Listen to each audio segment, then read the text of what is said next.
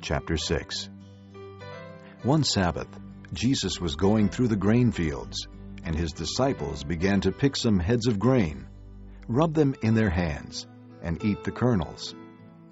Some of the Pharisees asked, "Why are you doing what is unlawful on the Sabbath?" Jesus answered them, Have you never read what David did when he and his companions were hungry? He entered the house of God, and taking the consecrated bread, he ate what is lawful only for priests to eat. And he also gave some to his companions. Then Jesus said to them, The Son of Man is Lord of the Sabbath. On another Sabbath, he went into the synagogue and was teaching, and a man was there whose right hand was shriveled. The Pharisees and the teachers of the law were looking for a reason to accuse Jesus. So they watched him closely to see if he would heal on the Sabbath. But Jesus knew what they were thinking, and said to the man with the shriveled hand, Get up and stand in front of everyone. So he got up and stood there. Then Jesus said to them, I ask you, which is lawful on the Sabbath, to do good or to do evil, to save life or to destroy it? He looked around at them all, and then said to the man, Stretch out your hand. He did so, and his hand was completely restored. But they were furious, and began to discuss with one another what they might do to Jesus. One of those days, Jesus went out to a mountainside to pray, and spent the night praying to God. When morning came, he called his disciples to him, and chose 12 of them, whom he also designated apostles: Simon, whom he named Peter, his brother Andrew, James, John, Philip, Bartholomew, Matthew, Thomas, James, son of Alphaeus, Simon, who was called the Zealot, Judas, son of James, and Judas Iscariot, who became a traitor. He went down with them and stood on a level place. A large crowd of his disciples was there, and a great number of people from all over Judea, from Jerusalem, and from the coast of Tyre and Sidon, who had come to hear him and to be healed of their diseases. Those troubled by evil spirits were cured, and the people all tried to touch him, because power was coming from him and healing them all. Looking at his disciples, he said, Blessed are you who are poor, for yours is the kingdom of God. Blessed are you who hunger now, for you will be satisfied. Blessed are you who weep now, for you will laugh. Blessed are you when men hate you, when they exclude you and insult you and reject your name as evil because of the Son of Man. Rejoice in that day and leap for joy, because great is your reward in heaven. For that is how their fathers treated the prophets.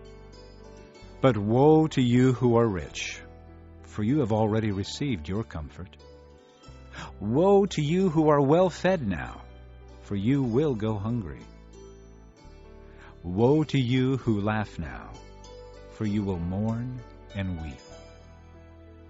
Woe to you when all men speak well of you, for that is how their fathers treated the false prophets. But I tell you who hear me, love your enemies, do good to those who hate you, bless those who curse you, pray for those who mistreat you. If someone strikes you on one cheek, turn to him the other also. If someone takes your cloak, do not stop him from taking your tunic. Give to everyone who asks you, and if anyone takes what belongs to you, do not demand it back. Do to others as you would have them do to you. If you love those who love you, what credit is that to you? Even sinners love those who love them. And if you do good to those who are good to you, what credit is that to you? Even sinners do that. And if you lend to those from whom you expect repayment, what credit is that to you? Even sinners lend to sinners, expecting to be repaid in full. But love your enemies, do good to them, and lend to them without expecting to get anything back. Then your reward will be great, and you will be sons of the Most High, because He is kind to the ungrateful and wicked. Be merciful, just as your Father is merciful. Do not judge, and you will not be judged. Do not condemn, and you will not be condemned. Forgive, and you will be forgiven. Give, and it will be given to you. A good measure, pressed down, shaken together, and running over, will be poured into your lap. For with the measure you use, it will be measured to you. He also told them this parable. Can a blind man lead a blind man? Will they not both fall into a pit? A student is not above his teacher, but everyone who is fully trained will be like his teacher. Why do you look at the speck of sawdust in your brother's eye and pay no attention to the plank in your own eye?